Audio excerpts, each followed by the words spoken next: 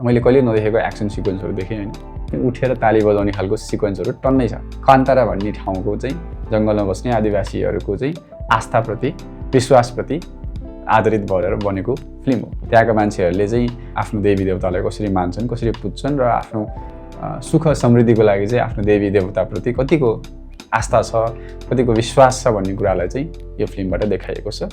र कोही third party गएर चाहिँ यदि आफ्नो इलाकामा अथवा आफ्नो एरियामा चाहिँ कसैले एट्याक गर्न खोज्यो र आफ्नो देवी देवताहरूलाई चाहिँ तपाईँको लिएर जान खोज्यो भने चाहिँ त्यहाँको मान्छेहरूले कसरी द्वन्द्व गर्छ, विद्रोह गर्छ, सङ्घर्ष गर्छ भन्ने विषयहरू चाहिँ तपाईँले चलचित्रमा हेर्न पाउनुहुन्छ।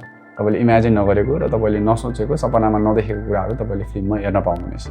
त्यो लेभलको भिजुअल प्रेजेन्टेसन गरिएको छ होइन।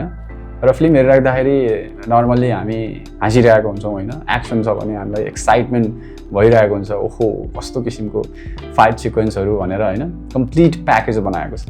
मनोरञ्जन इन्टरटेनमेन्ट भनेको सेकेन्डरी कुरा हो। मेन कुरो चाहिँ स्टोरीलाई, मेन थिमलाई चाहिँ, मेन कन्सेप्टलाई चाहिँ कसरी अथेन्टिक र अनेस्ट तरिकाले एकदमै इमान्दार भएर यताउता तडक भडक होइन, दायाँ बायाँ नसोचिकन कसले के सोच्ला, दर्शकले मन नपराउला कि भन्ने त्यो डर नलिकन एकदम इमान्दार भएर चाहिँ कथालाई प्रस्तुत गरेको छ। मैले कहिले नदेखेको एक्सन सिक्वेन्सहरू देखेँ होइन।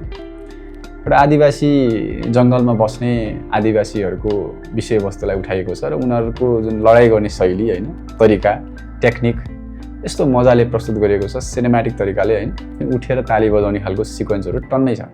त्यो सँगसँगै 2-4जना पात्रहरू चाहिँ एउटा ह्युमरको लागि राखिएको हुनाले मजाको कमेडी पनि तपाईँले हेर्न पाउनुहुनेछ। र नेपाली फिल्म मेकरहरूले चाहिँ यो फिल्महरू, यस्ता फिल्महरूबाट चाहिँ धेरै कुराहरू सिक्नुपर्छ। एउटा कुरा भनेको अथेन्टिसिटी, आफ्नो पर्सनल स्टोरीहरू चाहिँ भन्ने प्रयास गरौँ। आफ्नो जीवनमा अथवा आफूले देखेको, आफ्नो समाजको अथवा आफ्नो कल्चरल कथाहरूलाई चाहिँ हामी उठाएर ल्याउँ होइन। विदेशतिर 2-3 वर्ष अगाडि, 50-60 वर्ष अगाडि बनिसकेको कथाहरूमा बेस भएर त्यस्तो टाइपको सिनेमाहरू बनाउने काम चाहिँ नगरौँ होइन। त्यो भयो भने चाहिँ दर्शकहरू बिच्किन्छ, दर्शकहरूले खासै एक्सेप्ट गर्दैन। त्यो भएर अब गाउँठाउँतिर छिरौँ अथवा हाम्रो समाजको भित्रको चाहिँ संस्कार संस्कृतिलाई बुझौँ होइन।